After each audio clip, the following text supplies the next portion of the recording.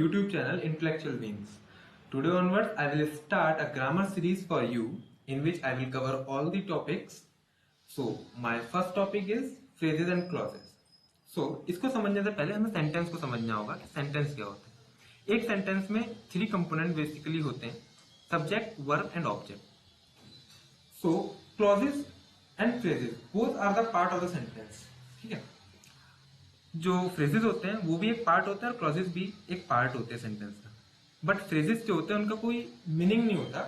वो एक पार्ट होते हैं बट मीनिंग नहीं होता, उनका कोई एक परफेक्ट मीनिंग नहीं होता. बट क्लॉजेस जो होते हैं उनका एक कुछ मीनिंग होता है, मतलब उनका कुछ सेंस हल्का सा हमें मिलता है. फॉर एग्जाम्पल हम एग्जाम्पल से इसको समझने की कोशिश करते हैं. जैसे वेंट. वेंट मीन, इससे कोई मीनिंग क्लियर नहीं कि वेंट मतलब क्या. एक वर्क तो पता है काम क्या हो रहा है बट सेंस क्लियर नहीं हो रहा उसका पूरा. बट ही वेंट में एक हमारा पूरा थोड़ा सा सेंस आ रहा है उसको. बट ऐसे एग्जांपल लेते हैं डाइड. डाइड में क्या है कि सेंस क्लियर नहीं हो रहा अगेन. बट शी डाइड अगर हम बोलते हैं तो शी डाइड में हमारा कुछ सेंस क्लियर हो रहा है कि कोई किसी की डेथ हुई. ठीक है. सो अब इसको हम सेंटेंस में समझते हैं. बेसिकली सेंटेंस में हम कैसे आइडेंटिफाई करेंगे फ्रेजेस और क्लॉजेस.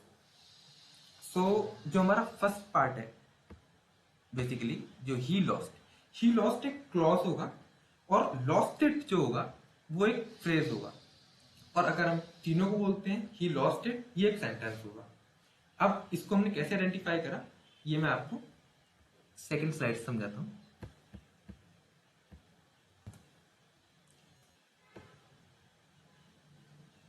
समझेंगे कि फ्रेजेस और क्लॉजेस को आइडेंटिफाई कैसे करा हमने. सो जो हमारे फ्रेजेस होते हैं उनमें हमेशा सब्जेक्ट मिसिंग रहेगा. बट क्लॉजेज में जो होगा वो सब्जेक्ट हमेशा प्रेजेंट रहेगा. ये एक उनका आइडेंटिफिकेशन है कि हम फ्रेजेस और क्लॉजेज को कैसे फाइंड करेंगे. ठीक है. किसी भी सेंटेंस में अब जैसे एक सेंटेंस एग्जांपल के थ्रू लेते हैं. जैसे ये मैंने नीचे एक एग्जांपल ले रखा है, subject verb object A B C D, एक सेंटेंस का पार्ट है. सो अगर मैं सी डी की बात करूं it is a phrase. B C की बात करूं it is a phrase. A B की ये भी एक फ्रेज होगा. ऑब्जेक्ट और A it's also a phrase. Verb और object is also a phrase. But subject और वर्ब की जब बात करेंगे तो ये क्लॉज होगा क्योंकि यहाँ पर सब्जेक्ट प्रेजेंट है. अगर मैं बात करूं कि बाकी सब फ्रेजेस इसलिए हैं क्योंकि इसमें कोई भी सब्जेक्ट प्रेजेंट नहीं है. ठीक है. जो भी हम लोग जितना भी पार्ट लेंगे सेंटेंस का, अगर उसमें सब्जेक्ट प्रेजेंट है that mean it's a phrase. वो एक फ्रेज होगा. ठीक है. और अगर हम सबको कंबाइन कर देते हैं तो एक सेंटेंस हो जाएगा हमारा. ठीक है. एग्जाम्पल से समझते हैं.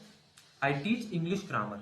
ठीक है. इसमें टीच इंग्लिश ग्रामर ही हमने पूरा ले लिया बट आई जो सब्जेक्ट है उसे मिस कर दिया. तो ये हमारा क्या होगा, एक फ्रेज होगा.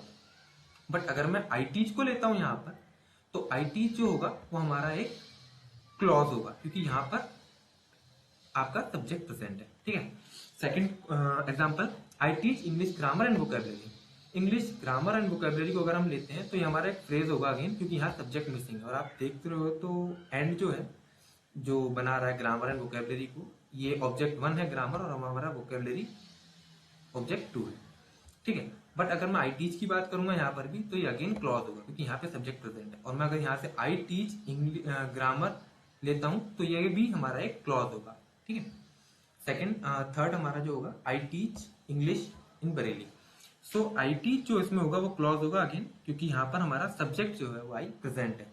और इन बरेली अगर मैं लेता हूं तो इन बरेली में अगर आप समझ पा रहे हो यहाँ पर तो इन प्रीपोजिशन है और बरेली प्रीपोजिशनल ऑब्जेक्ट है उसका.